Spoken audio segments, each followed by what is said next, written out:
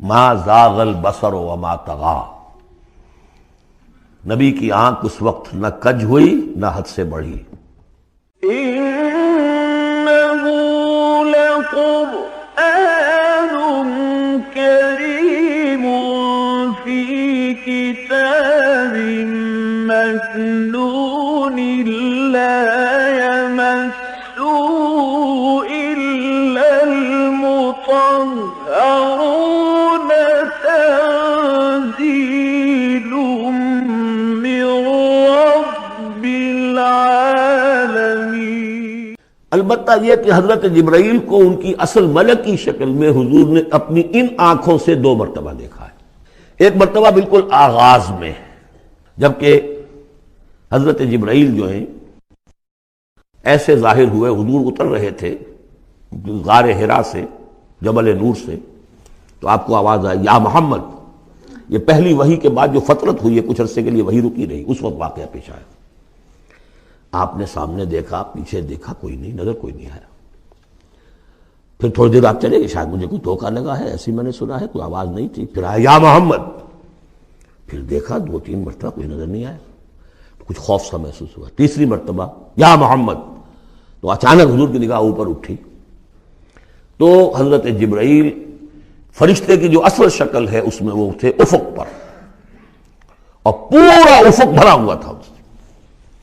تو اصل ملک کی صورت میں حضرت جبرائیل کو حضور نے اس وقت دیکھا، اور ایک دیکھا ہے پھر عند سدرۃ المنتہا، شب معراج میں، جب ساتھ آئے ہیں لے جانے کے لیے انسانی شکل میں تھے۔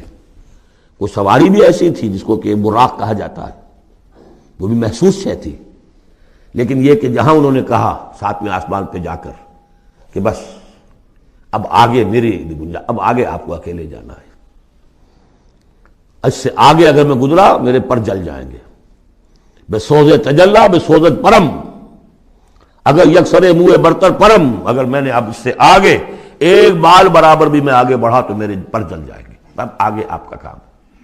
اس وقت بھی وہ ان کی اصل شکل میں ظاہر ہوئی حضرت جبرائیل علیہ السلام۔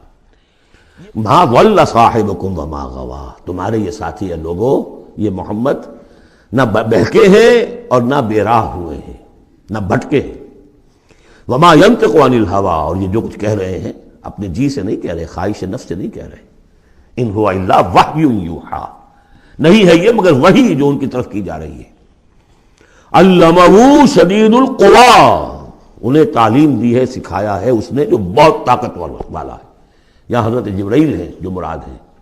علمہ شدید القوی، یہ قرآن کس نے سکھایا محمد کو؟ شدید القوی، ذو مرۃ، وہ بڑا زور آور ہے، فاستوی، وہ سیدھا ہوا، وہو بالافق الاعلی، اور افق اعلیٰ کے اوپر وہ محمد کو نظر آ رہا تھا صلی اللہ علیہ وسلم۔ ثم دنا فتدلی، پھر ذرا نیچے کو لٹکا، قریب آیا، فکان قاب قوسین او ادنی، اور پھر وہ اتنے قریب آ گیا کہ جیسے 2 کمانوں کا فاصلہ ہو یا اس سے بھی قریب۔ فاوحی الی عبدہ ما اوحی، پھر اس نے وحی کی اللہ کے بندے کی طرف جو وحی کی۔ وہ وحی کون سی تھی؟ وہ ہے اصل میں وحی رسالت۔ وحی نبوت جو تھی وہ تو شروع میں آ چکی، اس کے بعد یہ فترت ہو گئی تھی، کچھ وقفہ پڑ گیا تھا۔ شروع میں وحی جس سے کہ حضور کی نبوت کا ظہور ہوا ہے وہ تو ہے اقرا بسم ربک الذی خلق، خلق الانسان من علق، اقرا وربک الاکرم الذی علم بالقلم، علم الانسان ما لم یعلم۔ لیکن اب یہ سورہ مدثر کی آیات اس وقت نازل ہوئیں، یا ایھا المدثر، جب حضور گھر آ گئے اور پھر آپ نے اپنی اہلیہ سے کہا، خوف زدہ تھے، جو بھی منظر دیکھا تھا، ملک کی شکل، فرشتے کی شکل، اب وہ تو حضور ہی نے دیکھا جو دیکھا، ہم تو نہیں سمجھ سکتے کہ آپ نے کیا دیکھا، لیکن یہ کہ اس کے بعد آپ آئے، آپ نے کہا مجھے کمبل اڑا دو، لحاف اڑا دو، لحاف اوڑھ کر آپ لیٹ گئے، تو پھر وہ وحی، یا ایھا المدثر قم فانذر وربک فکبر، اے لحاف میں لپٹ کر لیٹنے والے کھڑے ہو جاؤ اور خبردار کرنا شروع کر دو لوگوں کو۔ اور تمہاری اس دعوت کا نقطہ آغاز تو انذار ہے، اور اس کا ہدف دنیا میں تکبیر رب ہے، رب کو بڑا کرو، اس کی بڑائی منواؤ، اس کی بڑائی نافذ کرو، اس کا نقشہ کھینچا گیا ہے۔ علمہ شدید القوی ذو مرۃ فاستوی وہو بالافق الاعلی ثم دنا فتدلی فکان قاب قوسین او ادنی فاوحی الی عبدہ ما اوحی ما کذب الفؤاد ما رأى، جو کچھ انہوں نے دیکھا ان کے دل و دماغ نے اسے جھٹلایا نہیں، یہ نہیں کہا کہ نہیں یہ کہ ہے۔ دیکھیے ایسا ہوتا ہے کہ کوئی غیر معمولی سی بات آپ دیکھیں تو ایک شخص ہو جاتا ہے میں خواب دیکھ رہا ہوں یا حقیقت دیکھ رہا ہوں۔ آنچے نہیں بینے میں بیداریست تو یارب یا بے خواب، اے اللہ جو میں دیکھ رہا ہوں یا ہم دیکھ رہے ہیں یہ بیداری میں دیکھ رہے ہیں، یہ خواب میں دیکھ رہے ہیں، وہ غیر متوقع چیز۔ لیکن نبی کو کوئی شک نہیں ہوا، ما کذب الفؤاد ما رأى، یکسوئی کے ساتھ دل و دماغ اور جو بھی آپ کی آنکھ دیکھ رہی تھی ان میں کوئی کانفلکٹ نہیں تھا۔ ما کذب الفؤاد ما رأى فتمارونہ علی ما یری، تو کیا تم اس سے جھگڑتے ہو اس چیز پر کہ جسے وہ دیکھ رہا ہے؟ اقبال نے کہا نا کہ قلندر ہرچے گوید دید گوید، جو شخص اپنا دیکھی ہوئی چیز بیان کر رہا ہے تم اس سے جھگڑ رہے ہو، تمہارے لیے تو وہ ایک غیب کی خبر ہے، اس نے تو دیکھا ہے۔ افتمارونہ علی ما یری وَلَقَدْ رَآهُ نَزْلَةً أُخْرَىٰ، اس نے تو ایک مرتبہ اور بھی دیکھا۔ کہاں دیکھا؟ عند سدرۃ المنتہیٰ، شب معراج میں سدرۃ المنتہیٰ، کوئی بیری کا درخت ہے، وہ کیسی بیری ہے؟ ساتویں آسمان کی بیری، وہ آخری حد ہے، مخلوق کوئی اس سے آگے نہیں جا سکتی۔ اس سدرۃ المنتہیٰ، منتہا نہایت، حد، جہاں کی حد ہو گئی، وہاں تک حضور پہنچے ہیں، سدرۃ المنتہا تک۔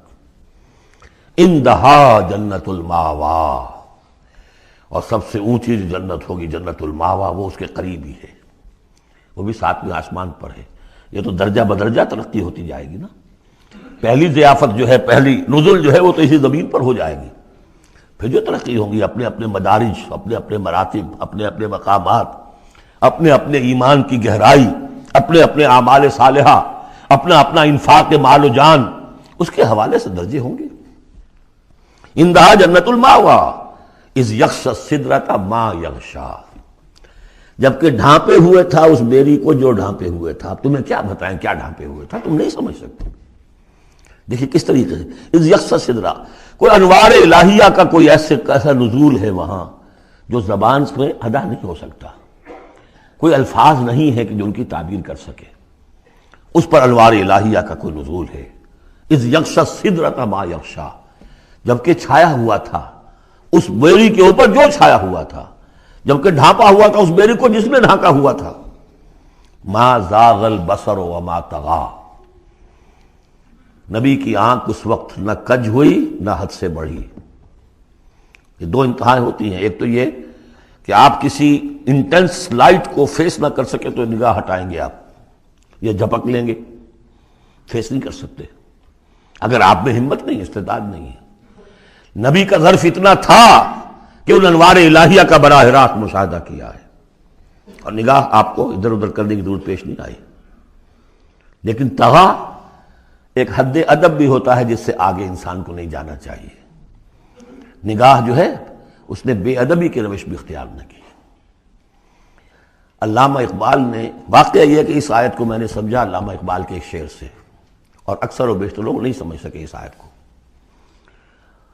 ذوق و شوق کے نام سے جو ان کی نظم ہے بال جبریل میں، وہ میرے نزدیک ان کے شاعرانہ جو ان کی استعداد ہے اس میں بلند ترین نظم ہے وہ، جہاں تک پیغام ان کا جو ہے امت مسلمہ کے لیے، اس کے لیے ابلیس کی مجلس شورا، وہ کلائمیکس ہے، اور وہ ہے بھی ان کے آخری زمانے کی نظم ہے، سن 36 میں انہوں نے کہی ہے۔ اس کے بعد تو بیماری اتنے رہے ہیں، بہت کم اشعار کہے، لیکن اس میں ذوق و شوق میں ایک شعر ہے، عین وصال میں مجھے حوصلہ نظر نہ تھا، عین وصال میں مجھے حوصلہ نظر نہ تھا، گرچہ بہانہ جو رہی میری نگاہ بے ادب، میری نگاہ بے ادب بہانہ تلاش کرتی رہی کہ میں مشاہدہ براہ راست کروں، حالانکہ عین وصال ہے اس وقت، لیکن یہ کہ میرے اندر حوصلہ نہ تھا کہ میں حسن کا براہ راست مشاہدہ کر سکوں۔ عین وصال میں مجھے حوصلہ نظر نہ تھا، گرچہ بہانہ جو رہی میری نگاہ بے ادب۔ یہاں ان دونوں چیزوں کے برعکس بات ہے جو اقبال اپنے بارے میں کہہ رہا ہے، میں تو بے ادب بھی ہوں، اور میں تو چاہتا تھا کسی طریقے سے حد ادب سے تجاوز کر کے دیکھوں، لیکن میرے اندر تو حوصلہ نہیں تھا۔ محمد میں وہ حوصلہ تھا، دیکھا ہے، براہ راست دیکھا ہے، نگاہ جما کر دیکھا ہے، لیکن ایک حد سے تجاوز نہیں کیا، حد ادب کے اندر رہے۔ ما زاغ البصر وما طغى لقد رأى من آیات ربہ الکبریٰ، دیکھا انہوں نے اپنے رب کی عظیم ترین آیات کو۔ اب وہاں جا کر جو مشاہدہ ہوا ہے وہ تو اللہ کی عظیم ترین آیات کا ہے، اور اسی سے در حقیقت دلیل ہے ام المومنین حضرت عائشہ صدیقہ رضی اللہ تعالی عنہ اور حضرت عمر رضی اللہ تعالی عنہ کا جو قول ہے۔ شب معراج میں بھی حضور نے اللہ کو نہیں دیکھا، اللہ کی عظیم ترین آیات کو دیکھا، جو تجلی تھی اس وقت اللہ کی۔ حضرت عائشہ صدیقہ کا کہنا تو یہ ہے کہ نور لا یرا، وہ نور ہے، دیکھے کیسا جا سکتا ہے۔ بہرحال وہاں بھی قرآن جو کہہ رہا ہے وہ یہ نہیں کہہ رہا ہے کہ اللہ کو دیکھا، نہیں، جیسے کہ وہ جو شب معراج میں پہلا سفر کا حصہ تھا زمینی، مسجد حرام سے مسجد اقصی تک، سبحان الذی اسریٰ بعبدہ لیلا من المسجد الحرام الی المسجد الاقصی الذی بارکنا حولہ لنریہ من آیاتنا، وہاں پر بھی اللہ نے اپنی آیات کا مشاہدہ کرایا، لیکن وہ زمینی آیات ہیں اللہ کی، وہ برکات جو ہیں زمینی ہیں۔ یہ تجلی جو ہو رہی ہے یہ ہو رہی ہے اس سدرۃ المنتہا پر، آخری حد ہے، مخلوق کی آخری حد ہے، اس سے آگے کہیے حرم ہے، حریم ذات ہے اللہ کی، جس میں کسی غیر کا کوئی دخل ممکن نہیں۔ اس حد پر جا کر جو وہاں تجلیات باری تعالیٰ تھے ان کا مشاہدہ کیا ہے۔ لقد رأى من آیات ربہ الکبریٰ۔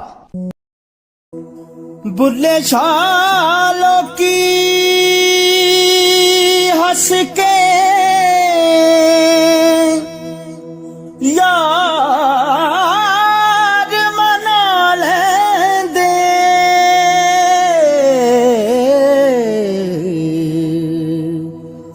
تے ساڈا رونا بھی نہ منظور ہویا، منظور ہویا۔